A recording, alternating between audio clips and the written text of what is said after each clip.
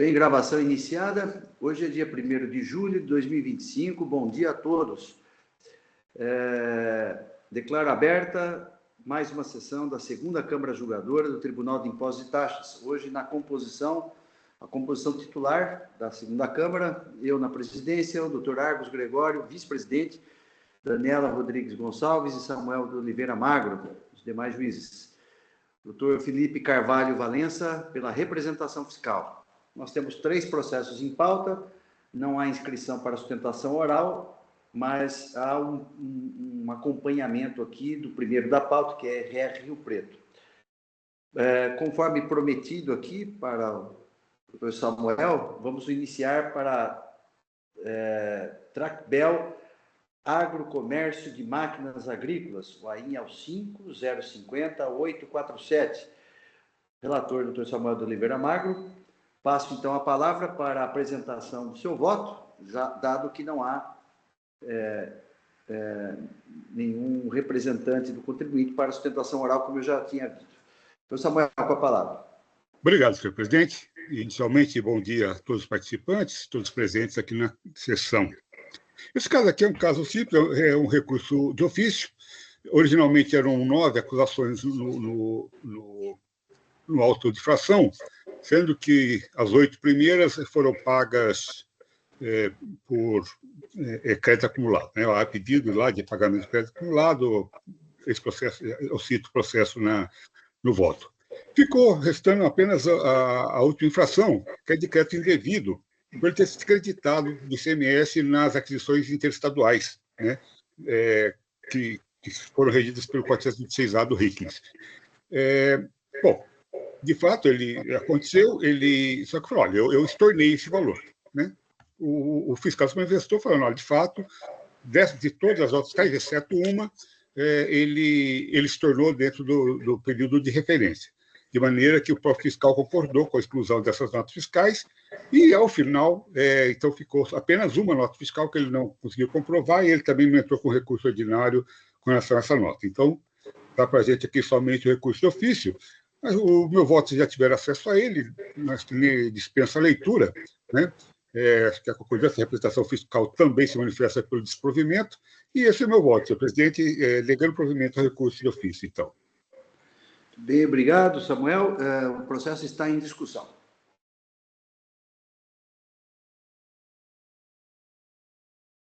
Acho que ficou bem claro aí o voto do doutor Samuel, né? Então, não havendo inscritos, eu estou encerrando os debates. Aguardo confirmação para quórum de votação.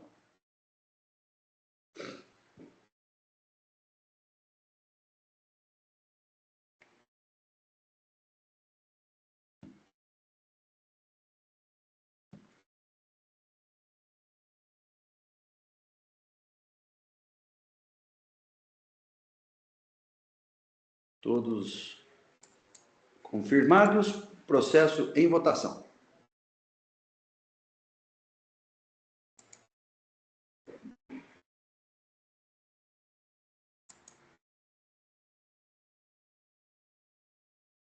Votação encerrada.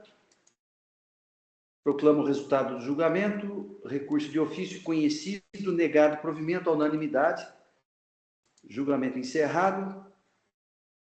Passamos ao próximo processo da pauta. Vamos para o primeiro da pauta, RR Rio Preto, Indústria e Comércio de Metais Eireli. Relatora a doutora Daniele.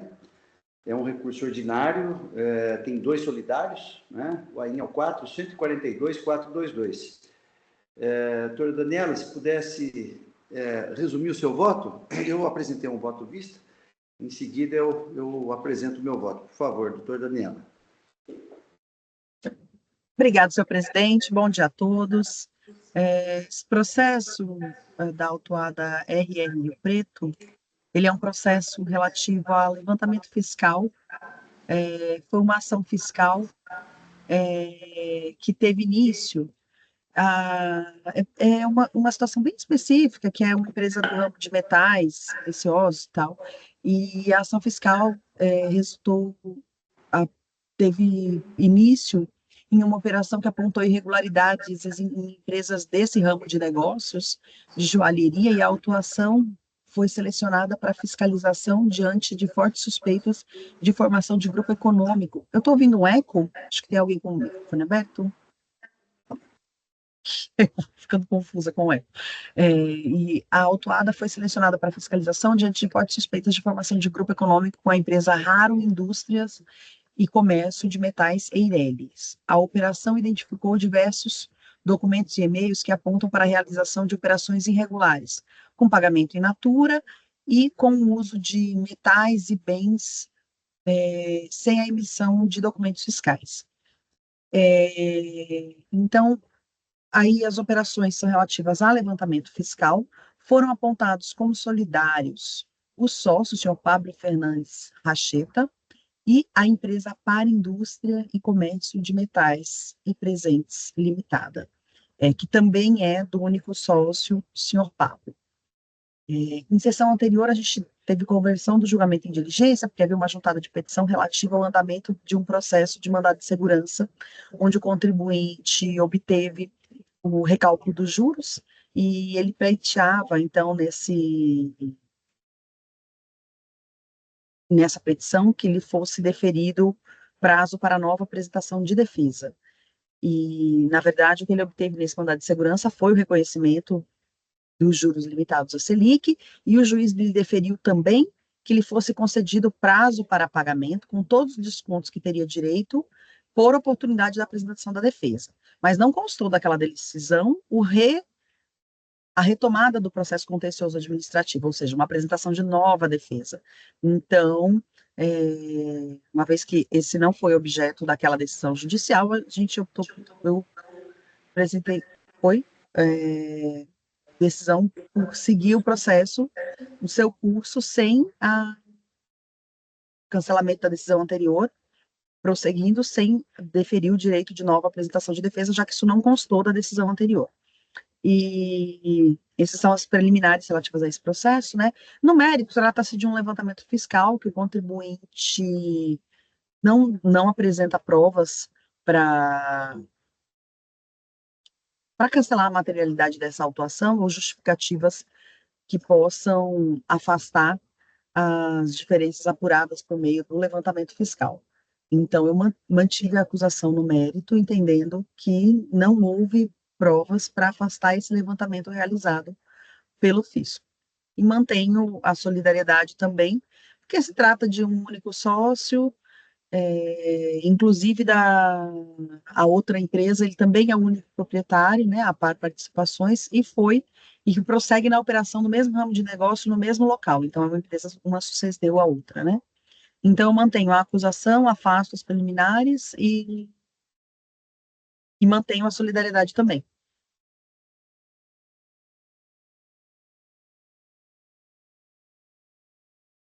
É um resumo do meu voto, se quiser mais algum detalhe. Desculpe, estava fechado o meu microfone. Obrigado, doutora Daniela. Ficou claro aí o seu resumo, né, do voto. Eu pedi vista inicialmente, porque achei um processo bem diferente do comum, né, de levantamento fiscal, e acabei me deparando... É um ramo de negócios que não estamos habituados a ter autuação, né? Exatamente. E me chamou bem a atenção, e eu acabei me deparando com um processo com quase 5 mil documentos, e um processo bem assim, diferente, e até eu trouxe o processo a semana passada, não havia nem conseguido terminar o voto, não consegui, me deu bastante trabalho, mas eu aqui acabei respeitosamente abrindo divergência só quanto ao mérito. As demais questões que a doutora Daniela abordou, eu estou concordando. Então, se for vencido, eu vou concordar com a doutora Daniela nos demais questões aqui que ela abordou, muito bem abordado no seu voto. Então, eu vou pedir licença aqui para ler o voto, porque ele tem muito detalhe, né? Então, peço paciência de vocês aí. Então, eu pedi vista para melhor analisar o processo, dadas as peculiaridades do caso concreto e a extensa documentação que compõe o elenco probatório. Adoto o preciso relatório da ilustre relatora juiz Daniela Gonçalves Nogueira, quem rendo minhas homenagens e ecômios ao excelente voto apresentado. Em complemento ao relatório essa segunda Câmara Julgadora, pelo acordo de folhas 4.650 e 4.653, converteu o julgamento em diligência para manifestação da representação fiscal sobre a petição e documentos do recorrente solidário Pablo, de folhas tais, informando sobre a fase processual do mandado de segurança número tal, conforme o excerto abaixo que eu transcrevo. A representação fiscal manifestou-se às folhas tais, obtemperando que o recálculo dos juros foi realizado e o contribuinte notificado para pagar o débito tributário com desconto. Todavia, segundo apontou, não houve notícia de pagamento, de modo que a diligência teria sido cumprida. O solidário Pablo Fernando Racheta apresentou a petição insistindo para que os autuados sejam renotificados de revisão do lançamento fiscal sem prejuízo de que seja oportunizado o pagamento do desconto, bem como para garantir o prazo para apresentação de nova defesa na forma do artigo 14 da Lei 13.457. Na mesma petição, a partir de folhas 4.667, o recorrente reitera os argumentos de mérito, normalmente em relação à imprestabilidade das provas para a motivação dos lançamentos fiscais. O processo retornou para prosseguimento do julgamento, sendo que a ilustre relatora afastou os argumentos recursais do recorrente solidários Pablo e Par, propondo improvimento dos recursos ordinários.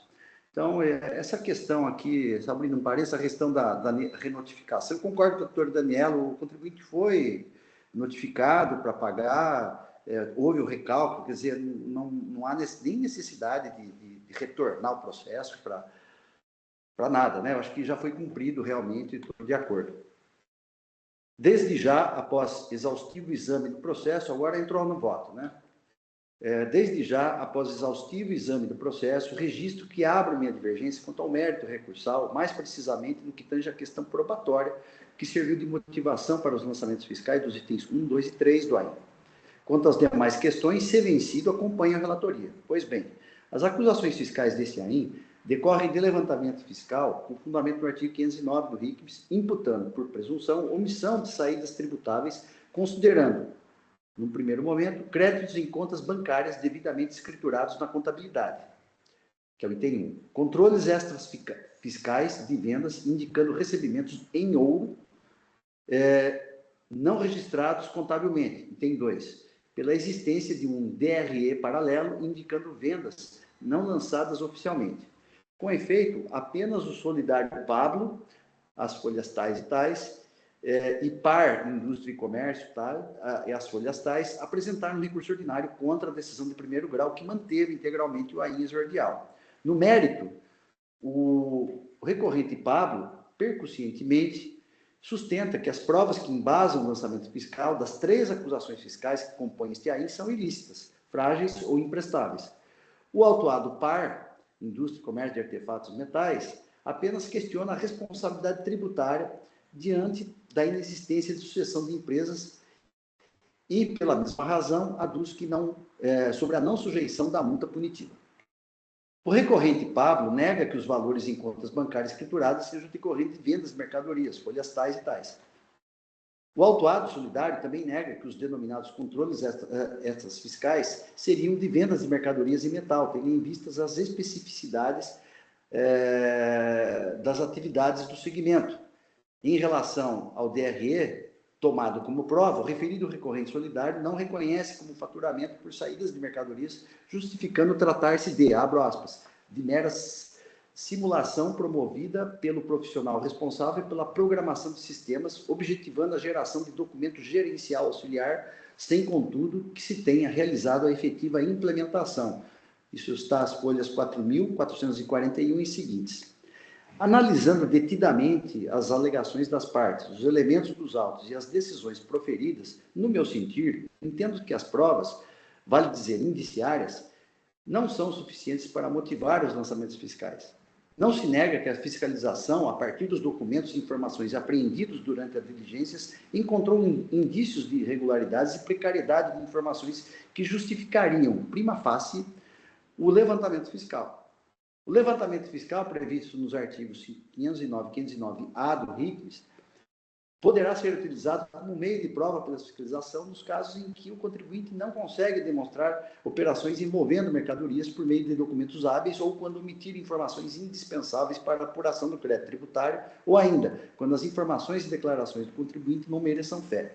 É por isso que o levantamento fiscal se utiliza de meios indiciários para fins de presunção iuris tantum da ocorrência da omissão de operações e prestações de serviços tributáveis sem o pagamento do imposto apurado.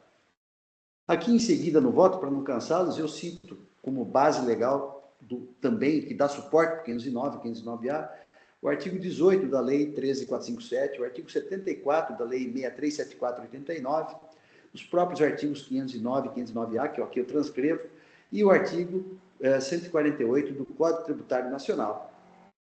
E, em seguida, eu trago aqui uma doutrina, né, dizendo que, sustentando que não basta os meros indícios, tem que ter a prova desses indícios. Então, no que diz respeito, aqui voltando ao meu voto, no que diz respeito à presunção, esta tem por significado pressupor ou supor algo. No direito positivado, trata-se de uma proposição prescritiva de natureza probatória que se insere no campo processual, tendo por escopo implicar um fato jurídico indiretamente conhecido. No dizer de Alfredo Augusto Becker, abro aspas, a presunção é resultado de um processo lógico mediante o qual, do fato conhecido, cuja existência é certa, infere-se o fato desconhecido, cuja existência é provável. A presunção legal diz respeito à existência ou à veracidade de um fato em favor de uma das partes litigantes, mas que não dispensa por parte desta a prova do indício, o que é fato que autoriza o fato presumido. E aqui eu trago, nesse sentido, uma doutrina da Maria Rita Ferragut. Sendo necessária a prova dos indícios por parte de quem alega o fato presuntivo que lhe favorece, infere-se que a força probante é relativa, iuris tantum, admitindo-se prova em contrário quanto aos indícios que levam à presunção. E nem poderia ser diferente, pois, a despeito de o crédito tributário ser apurado através de levantamento fiscal, não dispensa o dever de o fisco motivar o lançamento fiscal por meio de provas lícitas, a teor do artigo 142 do CTN. Mais uma vez, eu trago aqui uma doutrina da Fabiana Del Padre Tomé sobre o dever do ônus, o dever ou o ônus de produzir, o dever de produzir provas, né? Assim sendo, é relevante o exame do conjunto fático probatório para a efetiva verificação da comprovação das provas indiciárias que suportam os lançamentos fiscais deste AIM, não obstante o bem articulado relatório circunstanciado de folhas 12 e seguintes. Em primeiro lugar, chama a atenção o fato de que os eventos ocorridos poderiam ser tratados numa só acusação fiscal. Em outras palavras, um só fato jurídico poderia ser objeto deste AIM, dado que o comportamento dos autuados teria sido único, ou seja, omissão de operações tributáveis entre janeiro de 2016 a junho de 2018. Aliás, é o que a decisão recorrida de primeiro grau adverte, as folhas 4.334. Abro aspas, item 64. Trata-se, portanto, de AIM lavrado com apenas uma infração praticada pela autuada, que foi omissão de operações de prestação de serviços tributáveis, apuradas por meio de levantamento fiscal, nos termos do artigo 509 e 509A do RICOS. Conforme relatado pelo fiscal autuante, apesar de conter apenas uma infração, o AIM foi dividido em 3 itens em função da origem de cada omissão constatada, como segue. 3 pontinhos, né? Muito bem. Esse aspecto causa espécie, na medida em que uma prova indiciária poderia complementar as demais ou vice-versa, no intercâmbio de elementos para se chegar ao fato provável de forma mais segura e rígida.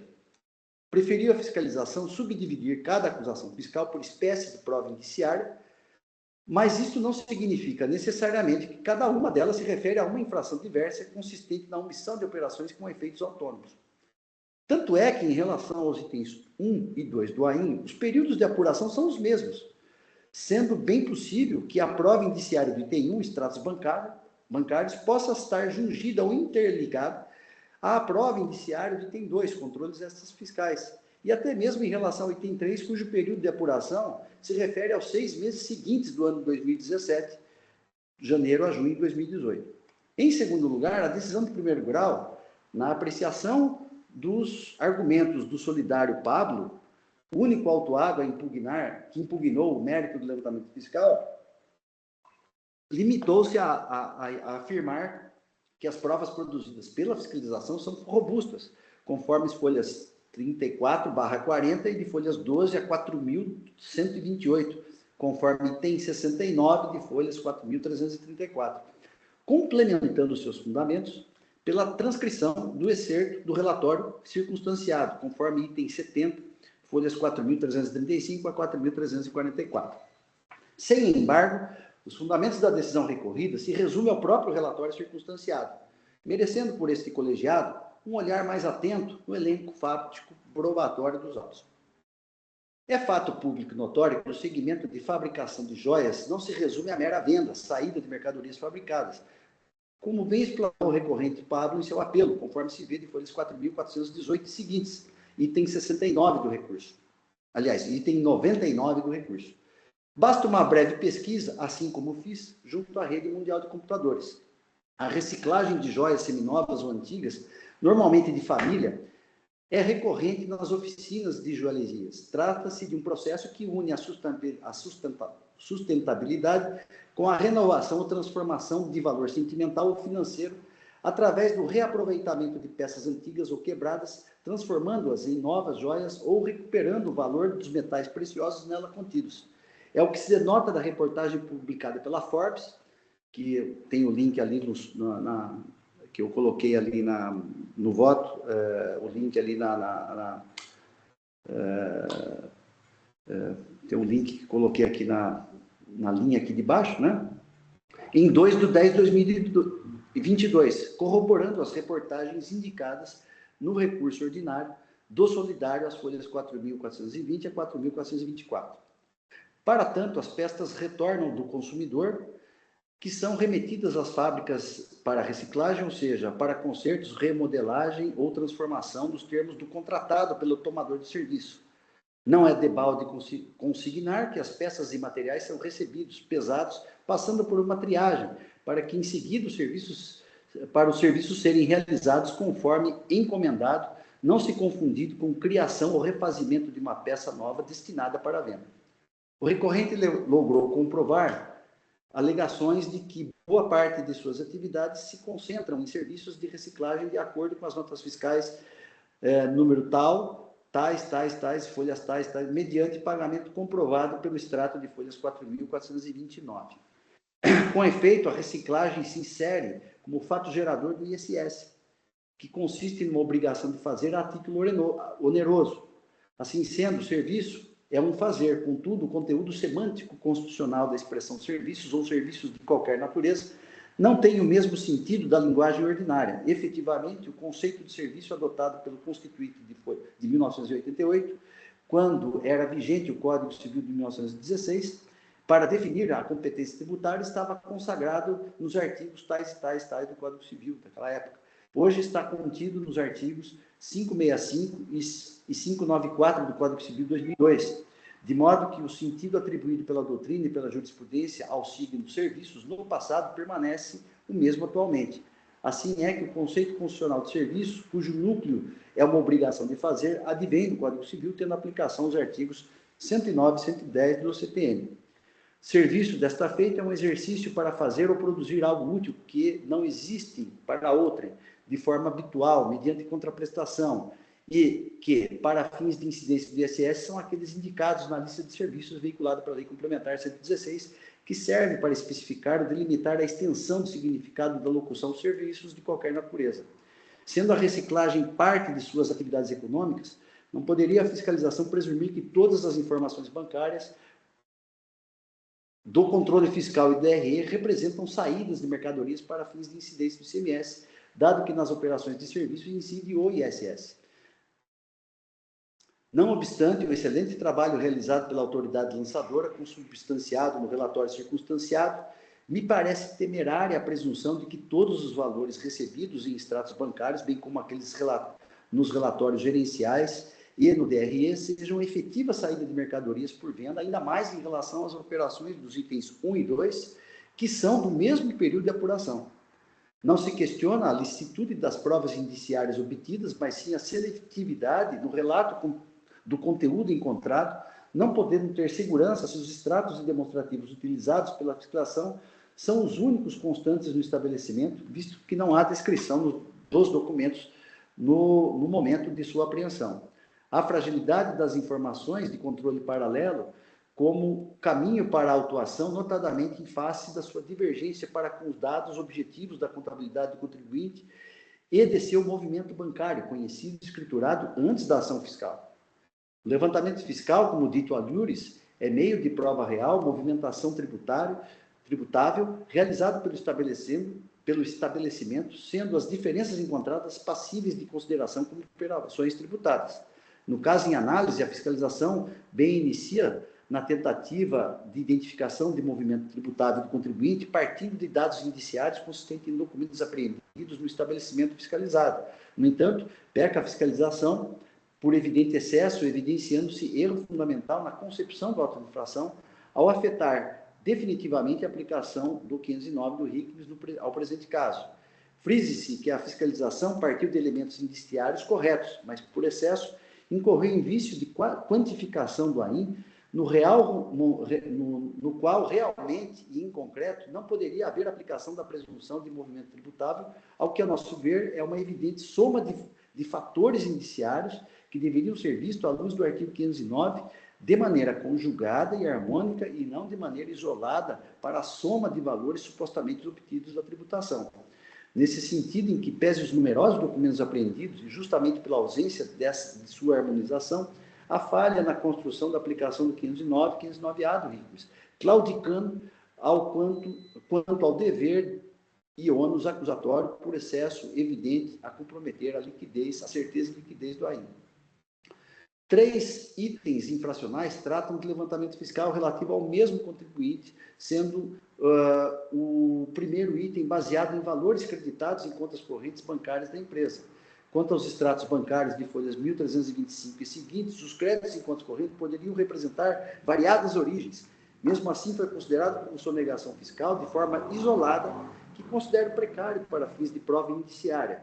É certo que o contribuinte fora notificado a esclarecer os valores dos créditos, quedando-se inerte folhas 30. Contudo, o silêncio do contribuinte por si só não é suficiente para estabelecer a presunção de que os montantes representariam vendas, máximo porque o contribuinte também presta serviços de reciclagem.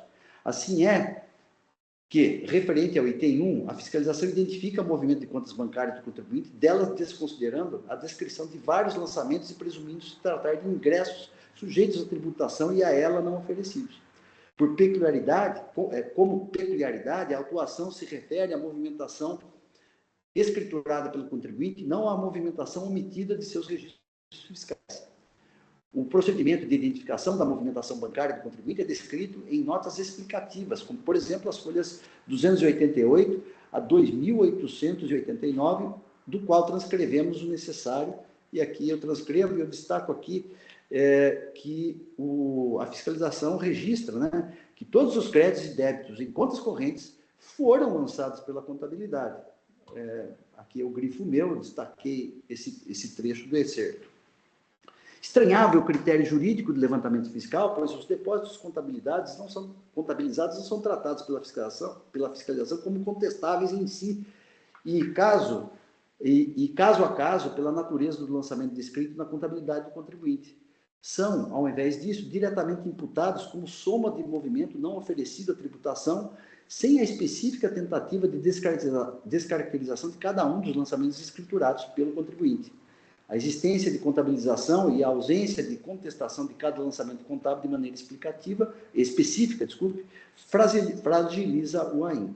Tal fragilidade, já presente em relação ao item 1 do AIM, no entanto, se torna evidente quando essa acusação fiscal é confrontada com a coexistência do item 2 referente ao mesmo período da acusação. No item 2, há uma suposta identificação de movimento paralelo do estabelecimento com pagamento em metais, a partir de controles paralelos identificados entre documentos apreendidos. Os documentos seriam, segundo a autoridade fiscal atuante, indicativos de vendas não acobertadas por notas fiscais, o que é contestado pelo contribuinte a partir da afirmação de que se trata de movimentações de produção em estoque, como reciclagem de joias antigas e outras atividades típicas do ramo da ourivesaria, que não a venda de mercadorias. Ora, o ouro é uma commodity, sendo que 1 grama de ouro de 24 quilates em 27/6/2025, pesquisa que fiz nessa data, estava cotado a R$ 578 reais, aproximadamente, sendo um mistério o rigoroso controle gerencial pelo estabelecimento. O extrato gerencial de folhas 3.470 a 4.050 é plenamente compatível com outras atividades do contribuinte, não só para as vendas, de modo que deveriam e devem ser consideradas na busca da verdade jurídica. Veja-se que há anotações de vendas, mas também de consertos, folhas tais e tais, montante de estoques, folhas tais, controles de débito e crédito de metais, provavelmente para reposição ou complementação de materiais para ser reciclagem, aquisição de estoques, folhas tais, pagamento de metal, folhas tais e tais. Correto afirmar que a invocação de controles paralelos de venda, como típicos indícios para justificar a aplicação do 509A na determinação do movimento tributável do estabelecimento é cabível, mas a separação absoluta que a fiscalização buscou impor entre controles paralelos e a movimentação bancária da empresa, somando os dois valores para a determinação do movimento real tributável para os itens 1 e 2, não se mostra razoável para fins de motivação dos lançamentos fiscais. Se as operações com nota e sem nota forem identificadas por controles paralelos, o fiscal atuante saberia quais operações de circulação de mercadorias ocorreriam, determinando o movimento omitido da tributação. No entanto, a autuação não para aí. A soma ao movimento omitido da tributação, todos os ingressos de valores em contas bancárias, cheques, depósito em dinheiro, como se outro movimento fiscal constituísse tudo referente ao mesmo período de apuração. Torna frágil o afastamento da prova concreta do movimento bancário contabilizado, que poderia descaracterizar a natureza, o que não fez, para buscar em paralelo controles extras fiscais na espécie, como se esses fossem autônomos em relação ao movimento fiscal do estabelecimento, evidenciando na evidência dura de suas contas bancárias. Mais ainda, quando não houve conciliação e compatibilização entre essas duas evidências indiciárias tratadas como fatos autônomos pelo autuante. Neste particular, ainda que os meios indiciários possam se somar para identificar o real movimento tributário do contribuinte, esses devem ser conciliados entre si, evitando dupla contagem, que é evidente o caso é o que é evidente no caso em tela. Valores recebidos por vendas em controle paralelo, em algum momento, por óbvio, se convertem em recursos bancários à disposição da empresa. Ainda que haja um recebimento em metal, em algum momento do tempo, tal metal será total ou parcialmente convertido em recursos que ingressam na conta da empresa. A dupla contagem foi estabelecida havendo imprestabilidade probatória para motivar os itens 1 e 2 quando reciprocamente considerado. Perceba-se que nos casos de levantamento fiscal, ou se identifica a existência das operações a partir do fenômeno da circulação de mercadoria, verificando-se as operações omitidas da tributação, por exemplo, quando há falta de mercadorias no estoque contabilizado ao fim do período, ou se identifica em que pese a correção da movimentação das mercadorias que houve ingresso em paralelo de valores financeiros recebidos pelo contribuinte. Não os dois juntos. Imagine-se, a título de ilustração, o raciocínio que se identifica o estoque inicial de 1.000 unidades de uma mercadoria no estabelecimento de hipotético contribuinte. No período fiscalizado, 500 unidades foram compradas e 600 vendidas, com nota fiscal. No período, esperar-se-ia, nesse caso, que o estoque se encerrasse com 900 unidades, 1.000 mais 500 menos 600. No caso, o contribuinte declarasse um estoque final de 800 unidades, o fisco poderia presumir, que 100 estão faltando e autuar o contribuinte pela presumida saída de 100 unidades de mercadoria sem nota fiscal. Imaginemos, contudo, que o fisco não pare por aí e identifique 50 mil reais em depósitos bancários seriam de ingressos tributáveis não relacionados às notas fiscais. Não estaria o fisco, em princípio, evidentemente, contando duas vezes a mesma realidade? O contribuinte que vendeu sem nota, eventualmente, não faz ingressar os recursos de suas contas bancárias? Há sim possibilidade de presumir movimento tributável a partir de indícios isoladamente colhidos, mas uma vez colhidos, tais indícios devem ser compatibilizados entre si, sob pena de se identificar a saída de mercadoria e somá-la ao recebimento pelas mesmas operações, gerando dupla contagem e comprometendo todo o levantamento fiscal. Inegável a incompatibilidade absoluta entre os itens 1 e 2 do AIM, além de suas falhas intrínsecas já apontadas acima, autorizando o cancelamento.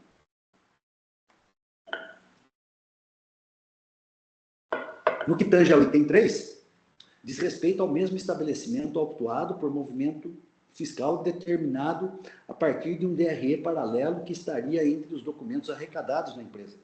Entendo que no presente caso, a prova lastreada a partir de um DRE apócrifo é precária, tirante a assinatura na data da lacração em 5/11/2019 pela senhora Andressa de Menezes Raqueta Pinheiro. De mais a mais, o demonstrativo não elaborado por profissional habilitado, mais ainda, quando elaborado em gramas de ouro e relacionado ao suposto movimento real por aproximação entre a cotação oficial do ouro e os valores neles constantes, não se pode considerar como prova indiciária um único demonstrativo para cravar, entre aspas, o movimento fiscal do estabelecimento, ignorando-se todo o resto das evidências coletadas, o que fica evidente, mais uma vez, quando, além de analisar a autuação fiscal em si, cotejamos seu conteúdo com os demais itens infracionais. Diante de todos os controles paralelos que supostamente dariam aso à presunção de venda sem nota fiscal, tal como houve no item 1, e diante de toda a mesma movimentação bancária contabilizada como houve no item 3, o fisco desconsidera toda a evidência palpável e conciliável e se apega em um demonstrativo oficioso que, contestado pelo contribuinte, torna-se imprestável como prova. Se havia dados bancários de comprovação objetiva certa, por que não foram usados naquele período do item 3, né, que é de janeiro a junho de 2018? Se havia controles paralelos detalhados a operação, por que não foram utilizados? É disso que a evidência coletada pode ensejar levantamento fiscal do 509A do RICMES, sendo certo também que, diante da coleta de múltiplas evidências, essas precisariam ser compatibilizadas quanto ao conteúdo, relativizando-se e priorizando-se as mais fortes, palpáveis e lastreadas em fatos verificáveis em detrimento das menos fortes. Note-se que não somente a escolha do demonstrativo fragiliza o item 3, mas coloca em dúvidas em relação a todo o trabalho fiscal. Se a movimentação bancária, note-se, pela peculiaridade do caso, que sempre se fala em movimentação bancária escriturada e contabilizada, ainda que nas hipóteses que o fiscal tende a relacionar à omissão da tributação, fecho parênteses, é possível de ser contestada lançamento a lançamento e se tal evidência de movimentação é oriunda de documentos verificáveis junto a instituições financeiras idôneas. Por que utilizá-la no período do item 1 e deixar de perquirir os fatos por meio dessa mesma espécie de prova para o período do item 3? Né?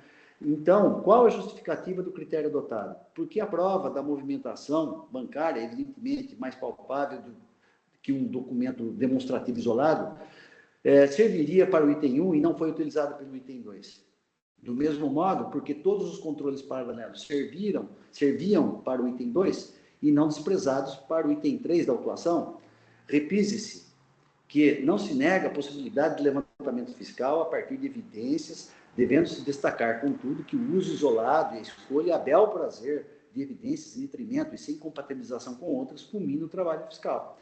Com efeito, isoladamente considerados, cada um desses itens infracionais contém falhas de ônus acusatório, sendo, no entanto, a coexistência dos três um fator que fulmina o AIM por não ser possível concluir em concreto o movimento tributável do contribuinte sem os excessos aqui destacados.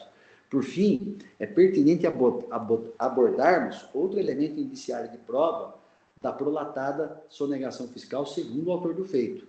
Me refiro ao conteúdo do e-mail enviado pelo contribuinte, citado as folhas 25 do relatório fiscal, né, onde a autoridade fiscal deduz, afirmando que, abro aspas, se leva a entender, fecho aspas, em conclusão, que na primeira compra é emitida nota fiscal com boleto, mas não nas demais. Data vênia, da leitura do referido e-mail, não há qualquer menção expressa de que, a partir da segunda venda aos clientes, a operação é feita sem nota fiscal. Na minha compreensão, apreendo do texto o seguinte, que na primeira venda, a nota fiscal é emitida junto com o boleto. Nas demais, o pagamento, eventualmente, da venda ou dos serviços é feito em conta corrente ou em metal, mas não que a nota fiscal deixará de ser emitida.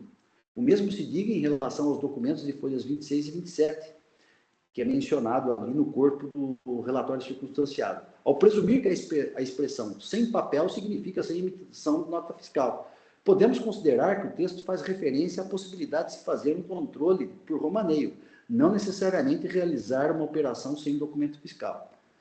Quanto à tabela de comissões de folhas mencionada no relatório circunstanciado também de folhas 28, são regras para os vendedores, mas que interpretam de forma diferente. Para mim, há uma orientação expressa para incluir o preço dos tributos quando da emissão da nota fiscal. O documento de folhas 36 diz que o pagamento à vista terá um desconto de 10%, não para o pagamento a prazo via boleto. Logo, isso não quer dizer que nas vendas sem emissão de nota fiscal o desconto será de 10%, até porque a carga tributária é maior do que 10%. Só o ICMS poderá ser de 18%. Por tais razões, dou provimento ao apelo do solidário Pablo para cancelar os itens 1, 2 e 3, ressalvada a possibilidade de a Fazenda, de a fiscalização refazer os lançamentos fiscais. Em razão do cancelamento das acusações fiscais que compõem o presente AIM, o recurso ordinário de solidário para indústria e comércio de materiais fica prejudicado, razão pela qual não conheço do apelo, sem prejuízo, todavia, dos reflexos extensivos do resultado do julgamento do recurso ordinário de solidário Pablo, por óbvia razão. Se vencido quanto ao mérito, acompanho a ilustre relatora com relação às demais matérias. Então, senhores juízes, eu estou propondo aqui conhecer o recurso ordinário do solidário Pablo e dar provimento para cancelar os itens 1, 2 e 3, bem como não conhecer do recurso ordinário do solidário par, tudo nos termos do fundamentado. Esse é o voto. O processo está em discussão. A doutora Daniela pediu a palavra. Parabéns pela análise, doutor José Rivaldo. É um processo realmente muito complexo e esse é um ramo de negócios muito delicado. Porém, eu gostaria aqui de, já que eu fiz um resumo muito ampassando do meu voto, né, e no meu voto eu realmente entendo, eu gostaria aqui de me explicar. No meu voto eu entendo que ele não trouxe provas. Veja bem, eu não entendo que as alegações dele não são válidas. Porque as alegações dele, no sentido de que faz outras atividades, para além do comércio de joias e tal, elas são alegações pertinentes e adequadas. Porém, elas não prescindem de provas. Veja bem, a nossa autuação aqui, ela teve como base o artigo 509A8, onde, aqui o item 1, tá? Então, a existência de valores creditados em conta de depósito ou de investimento mantida junto à instituição financeira, em relação aos quais o titular, regularmente notificado a prestar informações, não comprove, mediante documentação hábil e idônea, a origem dos recursos utilizados nessas operações. Então, o artigo 509 presume-se a ocorrência de omissão de operações e prestações de serviços tributáveis. 8. A existência de valores creditados em conta corrente sem demonstração de origem. Ora, essa demonstração de origem poderia ser uma ordem de serviço, de prestação de serviço de manutenção em joias? Poderia. Esta comprovação poderia ser uma comprovação de emissão de nota fiscal de nota de serviço? Poderia. Esta comprovação poderia ser por um recibo de pagamento até em espécie? Poderia. São aceitas, veja, várias justificativas que se prestem a demonstrar que aqueles numerários não foram recebidos em função de uma venda de mercadoria. Porém, o contribuinte, muito embora traga alegações nesse sentido, o contribuinte não trouxe uma prova.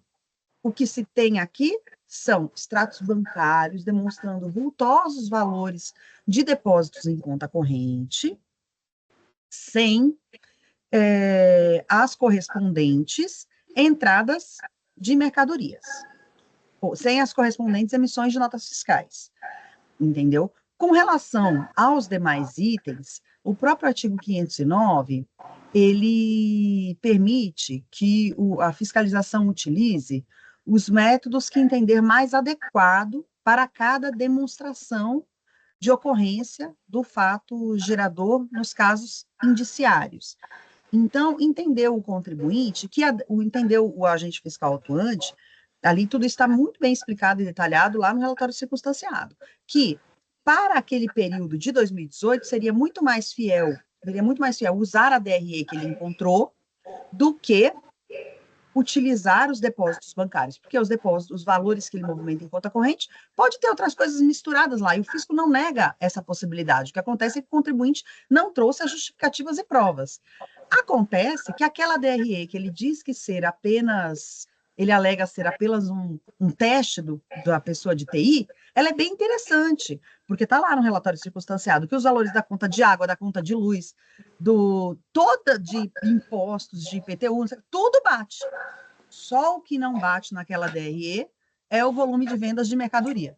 Então, entendeu o fiscal atuante que essa DRE, muito provavelmente, era mais adequada à consideração daquele levantamento fiscal para aquele período, que é um período diferente dos itens 1 e 2, do que esse período, do que a simples utilização dos extratos bancários, que naturalmente tendem a estar mais contaminados, tanto que é muito comum em levantamentos fiscais feitos com base em extratos bancários, nós temos reduções das autuações. Por quê? Porque elas são mais sujeitas a erro. Então, entendendo que aquele era um método indiciário melhor, o agente fiscal atuante optou por esse método. Eu acho que está bem claro lá no relatório circunstanciado e bem justificado. O que faltou para o contribuinte nas suas alegações não foram alegações razoáveis e coerentes com a autuação. Para o contribuinte não, né, que só quem recorre é que são solidários, mas o que faltou foram as provas do alegado, e por isso a manutenção da acusação. Agora, em específico, com relação ao e-mail, eu gostaria de ler o teor do e-mail, porque eu entendo, assim, realmente, fica sujeito a interpretações, né, o e-mail da funcionária, e, no meu sentir, é muito claro que se trata de comércio sem nota fiscal de mercadoria. Vou voltar lá ao e-mail para ler. Bom dia, Cíntia. Segue planilha com as peças que vamos querer com nota faturada 100%. As peças são distribuídas por quantidade para cada loja, conforme dados da planilha. Quanto à numeração, pode ser aleatória, conforme planilha que enviamos anteriormente, com os números que iremos querer. Até o número da nota fiscal o cliente escolhe, é bem interessante. As demais peças, faturar sem papel. E pode ser tudo num rumaneio só, daí separamos por loja aqui. Senhores, se este e-mail não se trata de venda fiscal sem nota, eu realmente, assim, tenho muita dificuldade de entender do que se trata. E aí, como constei lá do meu voto, né, novamente, eu entendo que o contribuinte não traz provas, porque o contribuinte só traz alegações. E aí, como eu constei lá, né, as alegações sem provas, elas se tornam vazias. O método indiciário, ele é previsto na legislação. Os indícios de infração que trazem para essa situação de inversão do ônus da prova, ele é um indício legal, previsto no regulamento do ICMS, e então essa inversão do ônus da prova, esse uso do método indiciário e a inversão do ônus da prova não é algo pontual e feito pelo fiscal levianamente. Isto só acontece com previsão expressa na legislação, e é o caso dos autos, onde nós temos e-mails, e tem outros e-mails, outras documentações ali, né, no relatório circunstanciado, admitindo a existência de operações sem documentos fiscais, e nós temos um contribuinte que traz alegações que até são razoáveis para o ramo de negócio deles, mas ele não traz uma prova.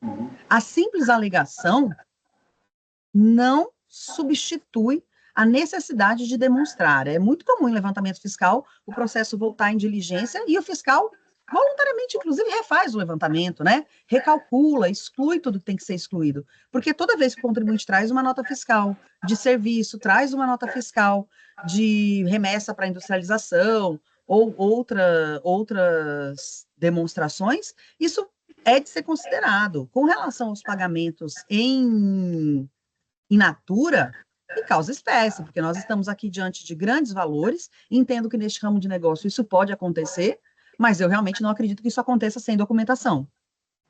Estamos falando aqui de grandes valores. Então, eu realmente mantenho a minha autuação, entendendo que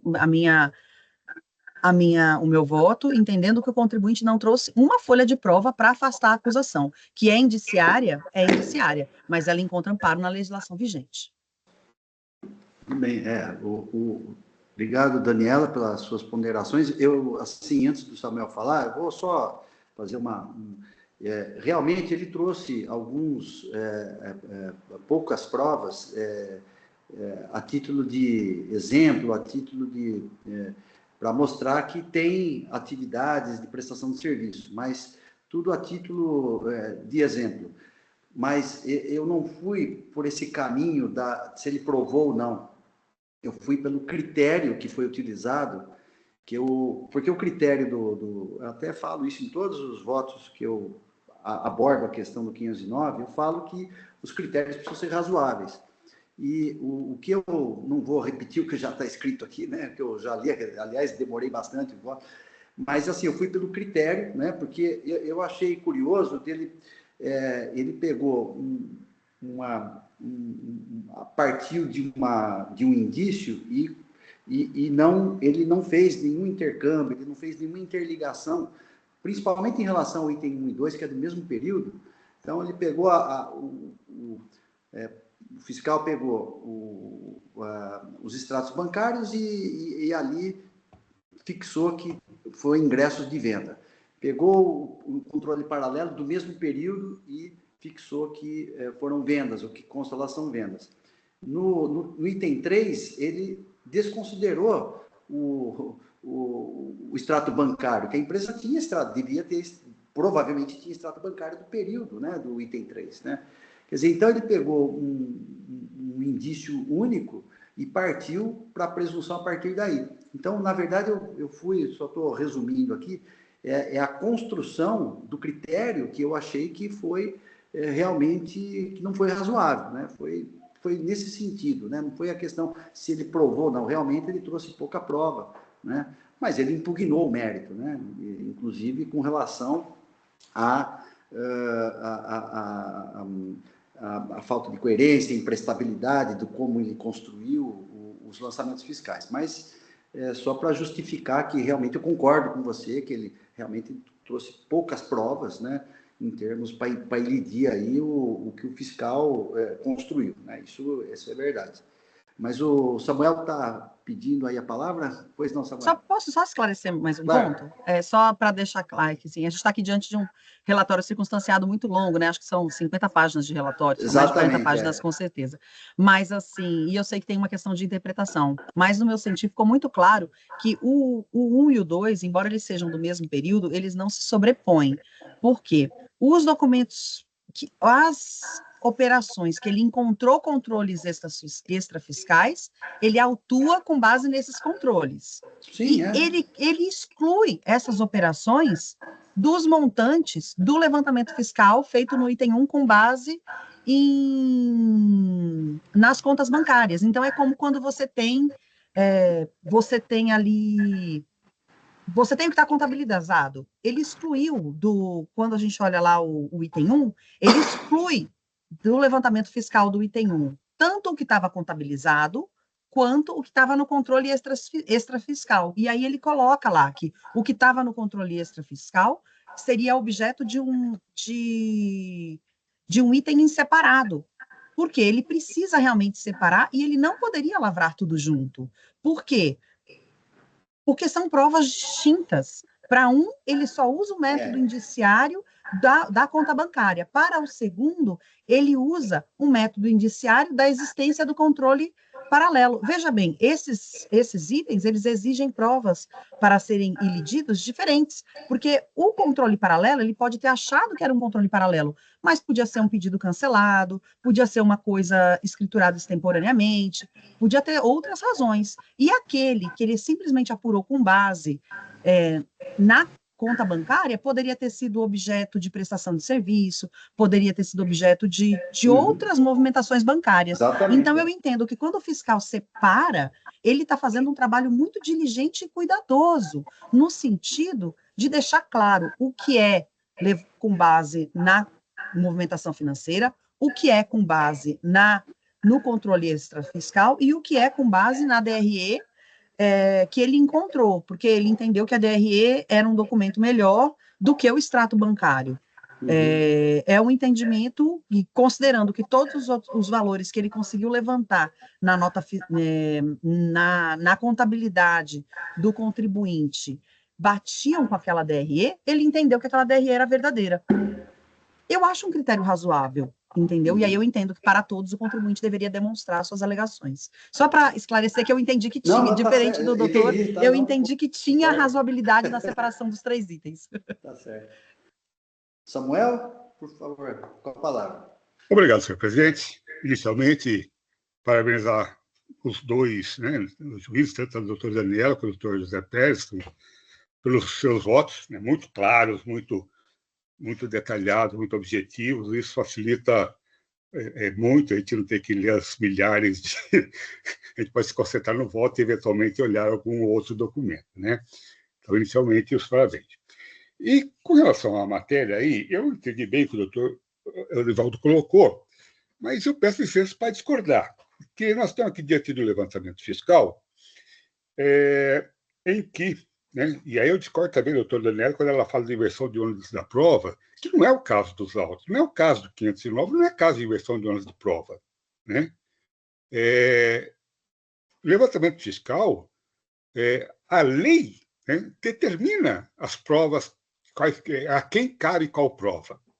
Né? O fisco não tem que provar nada de que ele fez, olha, porque ele não fez a venda, porque ele não fez a prestação de serviço. Ele não tem que provar nada disso. O que o fisco tem que provar, e a lei determina isso, é que há uma diferença de levantamento. Essa é a prova do fisco. E aí acaba o trabalho do fisco. E começa a outra prova, que é de obrigação legal, determinada em lei, que é do contribuinte, que é desfazer, desconstituir a presunção que foi criada pelo fisco na diferença de levantamento. A lei determina isso. Né? E a mim nem cabe entrar nessa discussão, porque a lei fala isso claramente lá. Então, eu não falo em inversão de ônus de prova. A lei determina qual é a prova que cada um tem que fazer. E eu entendo que aqui, brilhantemente, permitem, o fisco fez uma prova perfeita. Discordo, né? A doutora Daniela já levantou aí a questão do item 1 e 2, né? Por que ele não desconsiderou? Sim, ele desconsiderou, ele separou, ele fez, tem uma lógica, ele colocou, né? Até porque ele não poderia fazer diferente disso. Né? Porque, qual o elemento que ele tem para... que uma coisa ele foi lá e viu que, olha, eu tenho diferença aqui nas entradas de saldo bancário, eu tenho aqui controle paralelo, eu tenho aqui DRE.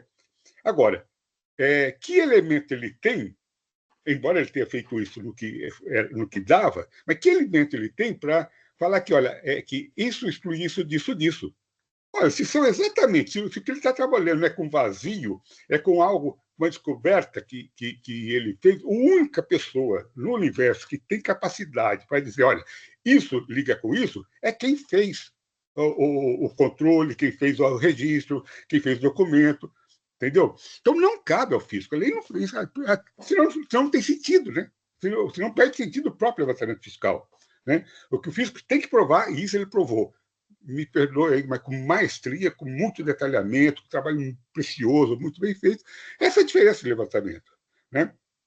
E, para desconstruir, eu diria até que é muito fácil. Via de regra, é um processo muito fácil. Ele falou, olha, ele fala um monte de coisa. O recurso dele está perfeito em cima da teoria, né? Das possibilidades. Né? Tem a possibilidade de sair sol hoje.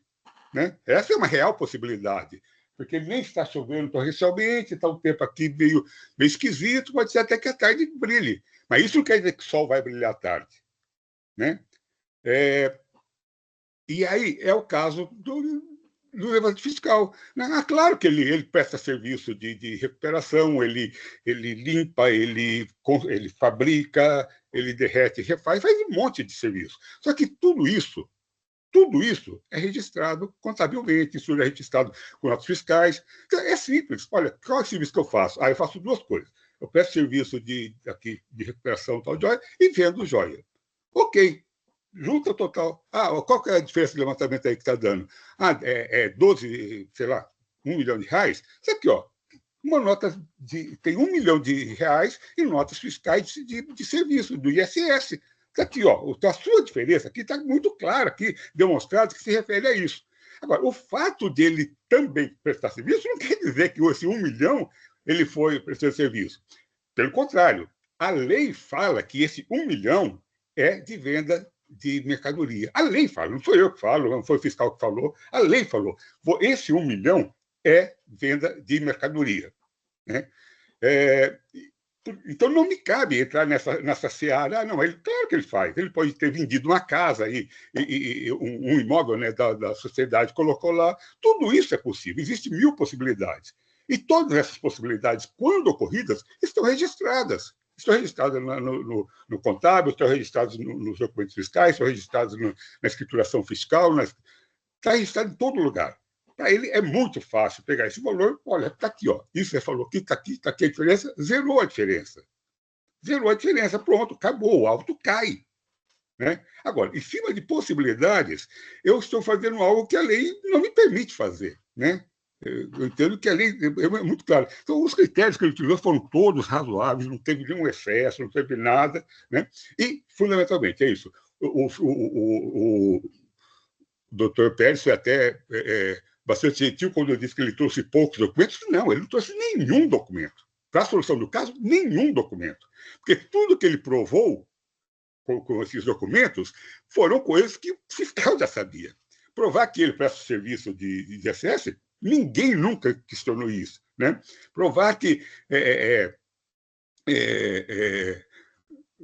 sei lá, as outras provas que ele trouxe, todas as questões que eu coloquei. O campo das possibilidades não é o campo da realidade. Né? E a nós interessa a realidade. Então, só para concluir, então, doutor Olivaldo, peço licença, eu acompanho a doutora Daniela, porque entendo que realmente não há, está muito, muito clara a questão. Com relação à interpretação do e-mail, não sei, assim, ok, tudo, né? A nossa língua é bastante riquíssima, mas não dá para ter nenhuma outra interpretação do que do velho com nota fiscal e sem nota fiscal. Né? Não tenho, não consegui ler, né? Até tentei ler de novo aqui fazendo umas paráfrases, não tem outra leitura para aquele e-mail. Né? Ela é muito específica. E quando chega nesse nível, a gente vê que os argumentos são todos né, são muito consistentes. Né? É claro que é tudo muito consistente, mas zero prova. Então, o fisco comprovou. O fisco foi lá e demonstrou que tem que ter esse levantamento. Pode ser que... pode até ter algum intercâmbio, pode até ter, e não cabe ao fisco tirar esse intercâmbio, essas parcelas, pequenas parcelas que possam ter alguma correlação. Isso... Que travou... Travou para vocês aí também? Está travado. Eu pensei que tivesse sido eu aqui, mas não é. Eu também achei que era eu. Nem é a doutora Daniela que falou também seu voto. Né? A própria lei coloca isso. Em função disso, doutor Pérez, novamente, né, parabenizando pelo seu voto, é sempre uma lição que a gente vai ter. Já fica como referência, né? Peraí, que eu fui ter uma referência bibliográfica aqui. Sobre isso da pergunta, já for lá no voto do Nivaldo, já pego lá, né? Maravilhoso. Obrigado pela... Tá bom? Mas tá bom, obrigado. Realmente eu tinha absoluta certeza que ia dar debate. Que realmente eu tinha absoluta certeza, eu acho que é muito saudável aí. O doutor Argos pediu a palavra, depois o doutor Felipe. Doutor Argos, por favor. Presidente, bom, primeiro, parabenizá-lo aqui pela excelência do voto, também da relatora, cumprimentar aqui todos os colegas, aqueles que nos assistem, aqueles que nos dão suporte também. Sem me estender muito, eu acho, como já havia imaginado que realmente daria discussão esse caso, né? Eu acho que o debate é riquíssimo porque expressa com força duas posições manifestamente antagônicas e duas posições absolutamente defensáveis, né? O que me incomoda neste processo, em parte, primeiro que o ramo da atividade realmente é muito complexo, né? Eu acho que mineração, gado e grãos são péssimos de serem trabalhados nesse sentido da dificuldade, né? Ah, perdeu a safra, o boi morreu, aproveitou parte, não aproveitou outra parte, o minério se paga com minério, derreteu, deu perda, enfim, né? Tem cada um desses ramos, na minha concepção, são muito, cada um desses ramos é complexo demais. Mas o que me questionou aqui, o pensamento a respeito desse processo, é justamente, e eu entendo, valorizo e cumprimento aqui pelo bem colocado posicionamento, tanto do Dr. Samuel quanto da doutora Daniela, no que diz a eleição dos critérios. Visto por um outro prisma, me parece, e eu não estou fazendo aqui nenhuma relação, mas me parece que se partiu o raciocínio de trás para frente. No momento em que se buscou e que se encontrou controle paralelo, ou coisa que valha, chame como quiser, partiu-se da seguinte premissa. Bom, isso aqui é fraude ou é sonegação, ou a conduta ilícita que seja, e eu vou, de trás para frente, construir algum raciocínio que seja possível para permitir a autuação. E essa minha leitura é apoiada pelo fato de que temos 3 critérios diferentes nas 3 infrações. Talvez não seja a mesma infração, como o juiz de primeiro grau disse, é só uma infração que está ali. Talvez sejam 3 mesmo, mas a infração é a mesma, o período é o mesmo, o que foi ali segmentado em 3, mas no primeiro você pega um critério. Não, vamos pegar o paralelo. Eu uso o paralelo. Por que o paralelo? Porque se quis o paralelo. Bom, eu não tenho critérios, eu vou pegar o paralelo. Tá bom. O segundo, não, aqui o paralelo não serve. Então, eu vou pegar o oficial, eu pego as contas bancárias. Tá, por quê? X. E o terceiro, eu não pego nem o paralelo, nem as contas bancárias. Eu utilizo de outros argumentos. Isso me incomoda profundamente, no sentido de, vamos ver o que eu posso fazer para enquadrar a conduta que, sabidamente, é ilícita. Concordo que, provavelmente, pelos indícios, é ilícito, mas em que medida e em que extensão? Ao contrário, e com todas as vênias aqui, e eu comecei elogiando e comecei dizendo que o debate é muito rico.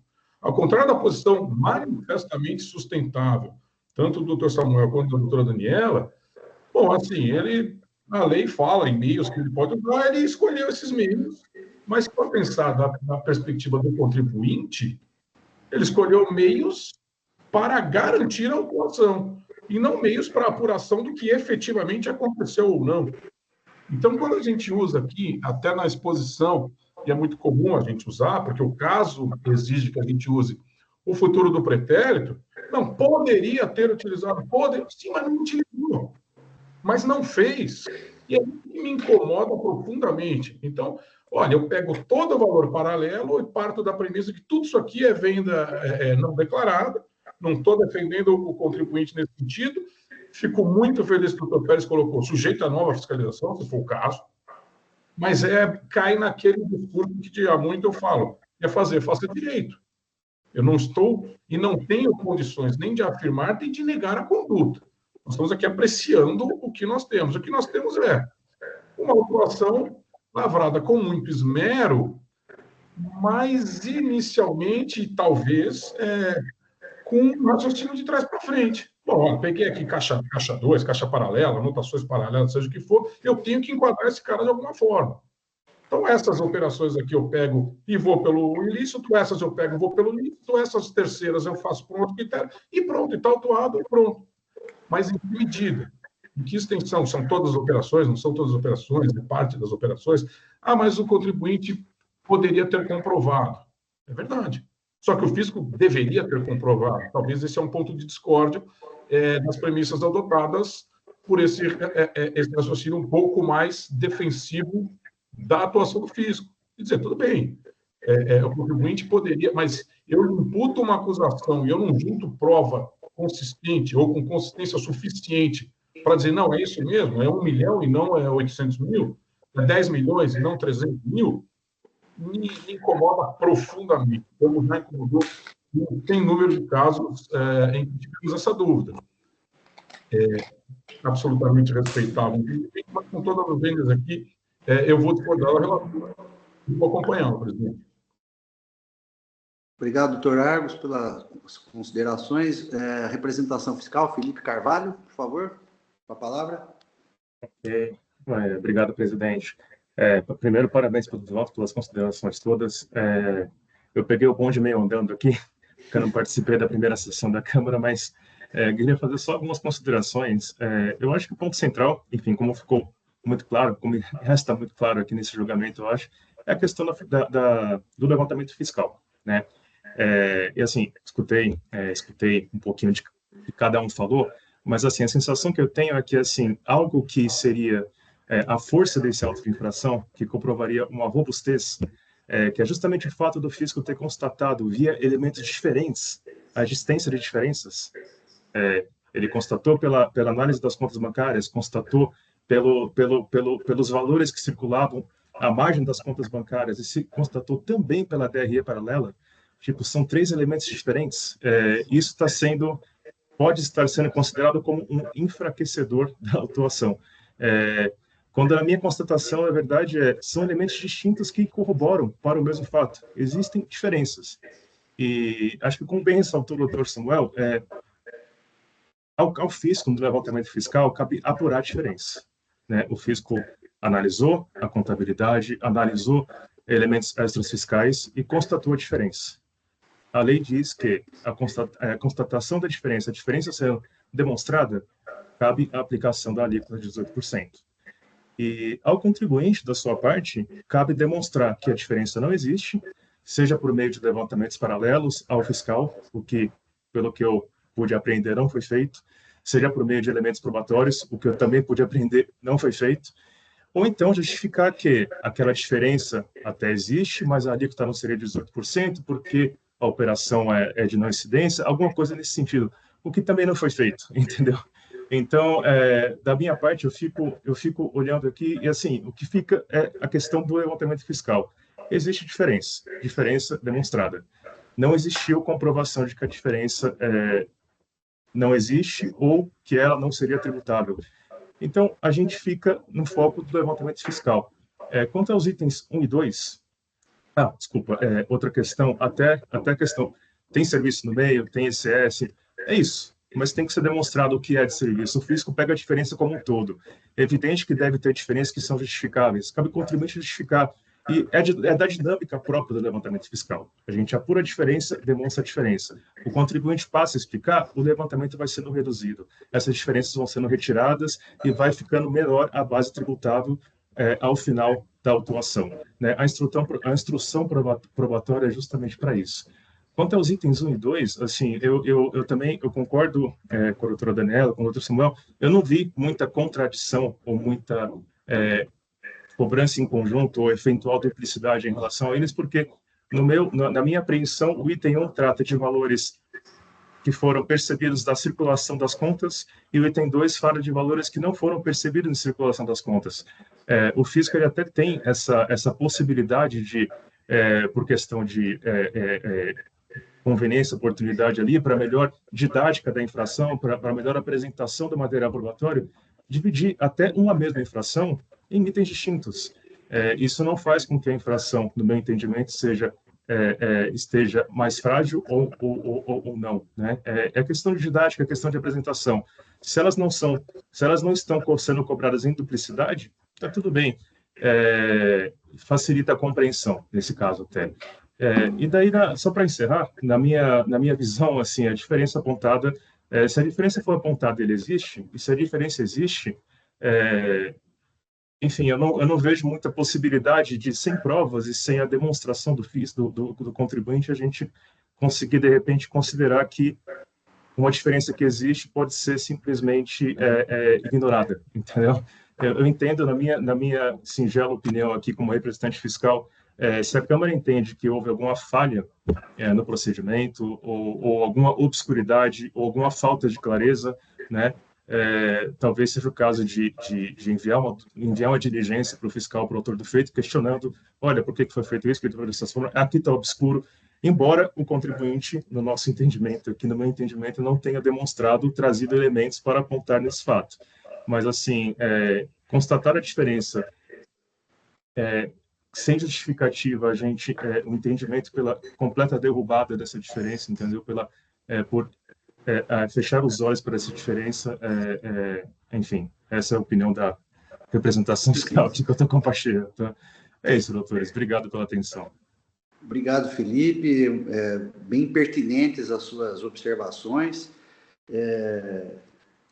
Assim, é um daqueles casos que, quando a gente tem a divergência, quando a gente ouve um argumento, ouve as razões, ouve do outro, e a gente realmente é complexo, né? Essa complexidade realmente causa essas divergências, e as suas observações foram muito, muito pertinentes e plausíveis, com certeza, né? Deixa eu ver aqui, agora tinha travado aqui, eu liguei e desliguei para... Bom, eu acho que, diante da intervenção de todos, podemos encerrar os debates, né? Bem... Daniela, você precisa confirmar o voto. A não ser que você queira alterar, eu habilito para você alterar o seu voto. Obrigada pela gentileza, doutor José Orivaldo, mas eu vou manter meu posicionamento. Tá bom. Fique à vontade. Obrigada.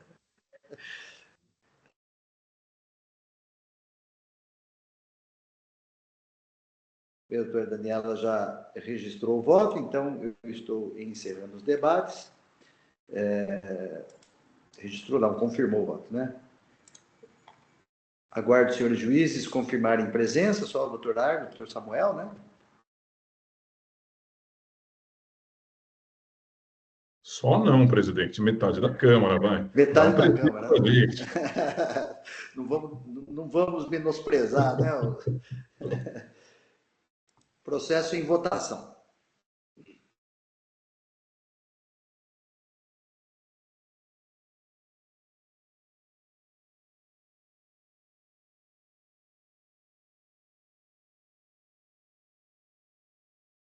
Muito bem, votação encerrada, houve empate, né, como era previsto, pelo voto de qualidade, prevalece o voto do relator. Vou registrar aqui, então, o voto vencedor. Não é o relator, presidente. Desculpe, o voto vista. Voto vista, desculpe. Voto vista.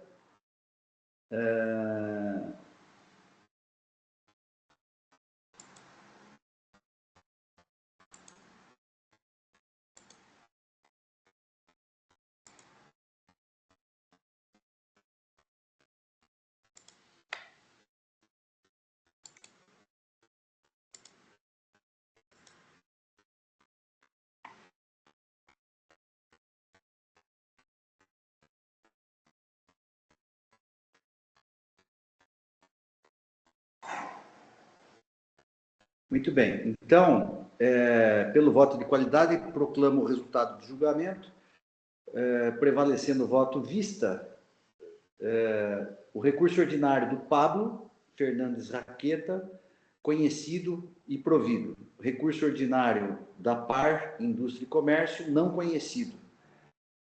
Vencido o doutor Daniela e o doutor Samuel.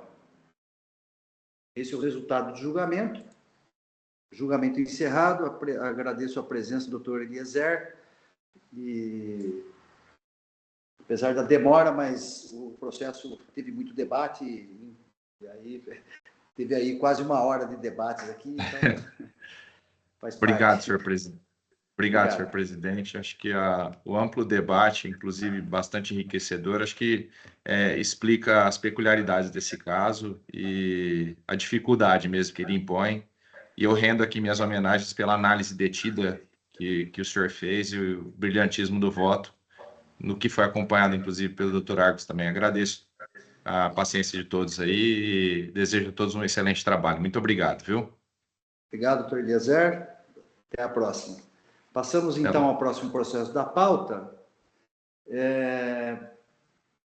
Das Líder, comércio varejista de artigos de couro, O AIN é o 5038827, relatora a doutora Daniela Rodrigues Gonçalves, é um recurso ordinário, não há inscritos para sustentação oral, então eu passo a palavra à ilustre relatora para proferir o seu voto. Doutora Daniela.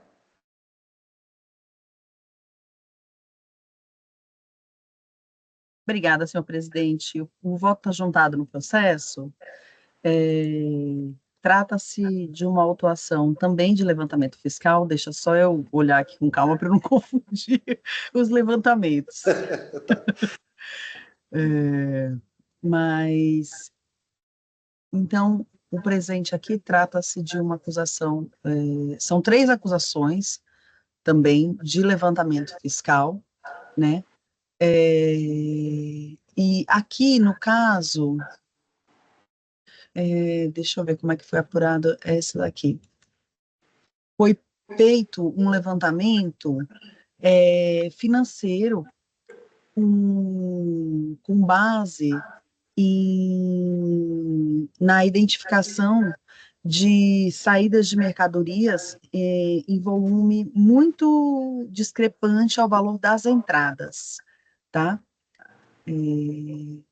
Então, a origem da autuação é um levantamento fiscal econômico, realizado nos termos do 509 do RICNES, conforme consta do relatório circunstanciado de folhas 17.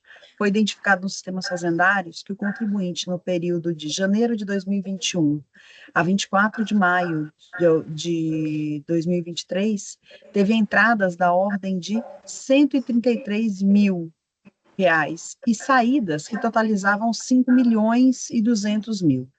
Diante da discrepância entre as entradas e as saídas, o auditor fiscal notificou o contribuinte a justificar as diferenças apontadas. Não concordando com as alegações, foi realizado o levantamento financeiro previsto no 509 do RICNES. Não vislumbro como a paralisação das atividades da empresa poderiam ser atribuídas à presente ação fiscal, uma vez que a lavratura do auto de infração isoladamente não interfere na operação comercial. O assunto foi esclarecido por oportunidade da manifestação fiscal, onde o fiscal autuante esclarece. Alega a defendente que o fato de que foi lavrado auto de infração hora defendido, acarretou paralisação de suas atividades. Não é verdade. Uma simples verificação da consulta do CADESP constata-se que a sua inscrição estadual já se encontrava inapta por não localização desde 25 de maio de 2023. Este fato inibe, desde essa data, a emissão de notas fiscais eletrônicas, tanto de vendas como de compras. Então, conclui-se que não foi o fato da lavratura do auto de infração que ocorreu em 20 de maio de 2024, ou seja, um ano após o bloqueio de sua inscrição estadual, responsável pela paralisação das atividades. Isso consta no relatório, na manifestação fiscal de folhas 90.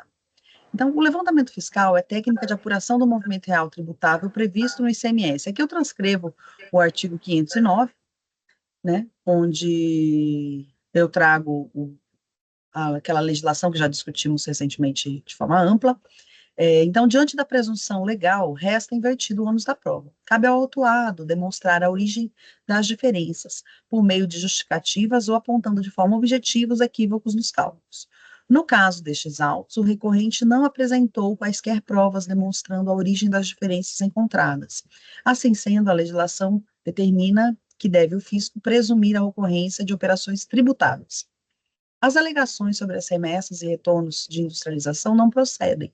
Conforme consta do relatório circunstanciado, as operações de remessa e retorno para industrialização não foram consideradas na elaboração do relatório do levantamento fiscal. Quanto às alegações sobre o montante de multas aplicadas, verifico que a multa encontra lastro em norma válida, vigente e eficaz, e, enfim, é um levantamento fiscal, novamente, sem provas. Antigamente eu costumava entender que esse tipo de auto de infração não dava muito debate, não, quando o contribuinte não traz provas, mas não sabemos, né? Então, ele traz um apelo muito enxuto, senhores, onde ele alega apenas que a autuação provocou a paralisação das atividades, que a nulidade da autuação, porque segundo o seu entendimento, o fisco não fez a individualização das infrações, e que as mercadorias foram objeto de remessa para industrialização e que a multa seria confiscatória. Tá? Não há alegações sobre a questão da taxa Selic, mas que é um auto de infração já lavrado em 2024 de operações posteriores. Aqui a divisão entre itens 1, 2 e 3 deve-se apenas ao lapso temporal. Ele lavra um item em cada ano para separar ali os períodos dos extratos.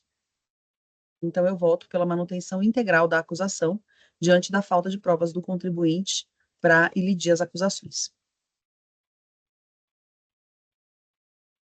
Bem, doutora Daniela, o processo está em discussão.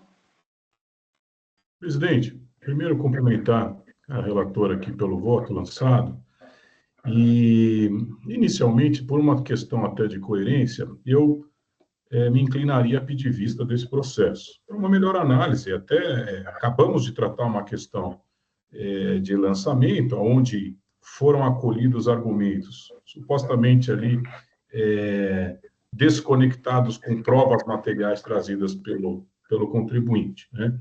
Sob a perspectiva aí, naquele caso, da relatoria. Muito bem.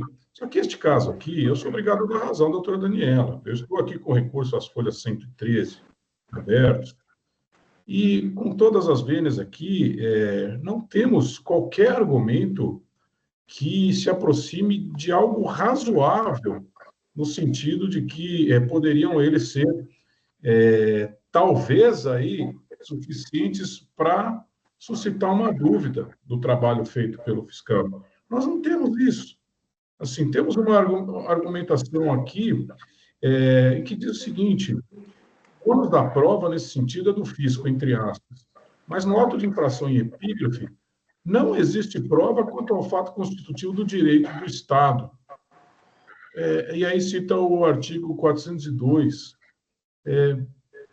Com todas as vênias aqui, esses argumentos são absolutamente descartáveis, neste caso em concreto, né? O que é diverso do outro caso. Então, eu já anuncio aqui que eu estou vendo aqui prova pericial imprescindível, tal. A argumentação é, olha, é preciso, eu vou até ler aqui, entre aspas, folha 118. Teria sido imprescindível a produção de prova pericial quanto ao bem que não foi popular, o que não foi feito. Então, assim, com todas as vênias, neste caso aqui, a despeito de se tratar também de lançamento tributário, eu vou me filiar aqui ao entendimento da relatora, porque nós não estamos aqui advogando para ninguém, mas efetivamente enfrentando o que foi trazido nos autos. Eu não posso, por exemplo, olha, então eu quero determinar uma perícia, isso não nos compete aqui, eventualmente esclarecimentos, mas não é o caso. Eu acho que, neste caso em particular, mais uma vez, tratando-se de levantamento fiscal, o meu entendimento vai ser diverso, porque realmente o caso exige um entendimento diverso na minha leitura. Então, presidente, com todas as vênias aqui, ao trabalho do patrono, mas eu vou acompanhar a relatora.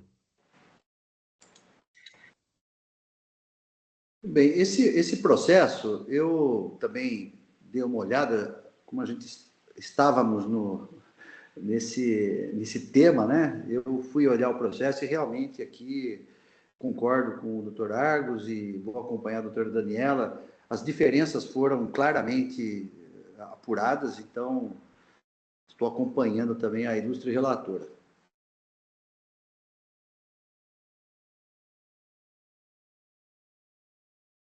Bom, não havendo inscritos, estou encerrando os debates. A doutora Daniela precisa registrar o voto.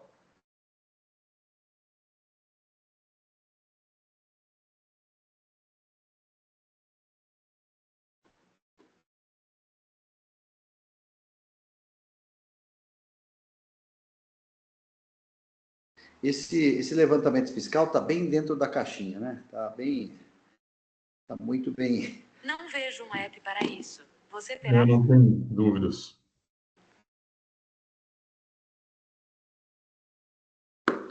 Eu acho que nem a sua Alexa percebeu dúvidas, presidente. Pois é, então, eu tenho um apoio aqui da inteligência artificial aqui, viu? Até para a Alexa está claro, presidente.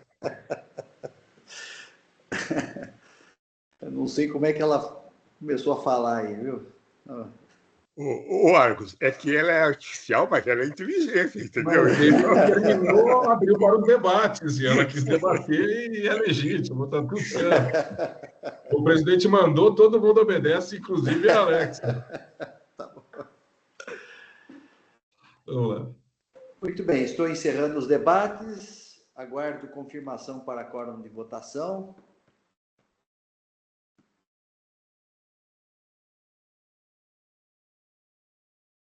Todos confirmados. Processo em votação.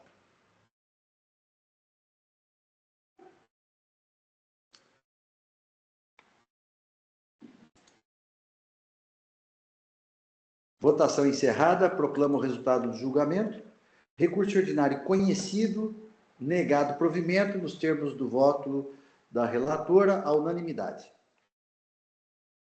Julgamento encerrado, e com o encerramento deste processo, nós, então, cumprimos a pauta de hoje. Declaro encerrada a sessão da segunda Câmara Julgadora do Tribunal de Impostos e Taxas. Estou encerrando no EPAT. Julgamento encerrado no EPAT. Visualizar a ata aqui para ver se está tudo em ordem.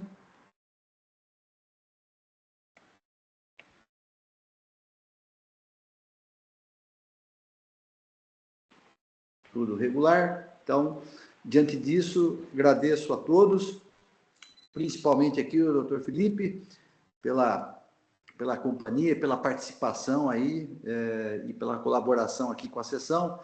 Eu que agradeço, doutor. Prazer em vê-lo e espero que esteja em breve aqui conosco. Muito obrigado, até uma próxima. Obrigado. O Oswaldo, então, peço a gentileza aí de encerrar a gravação, por favor.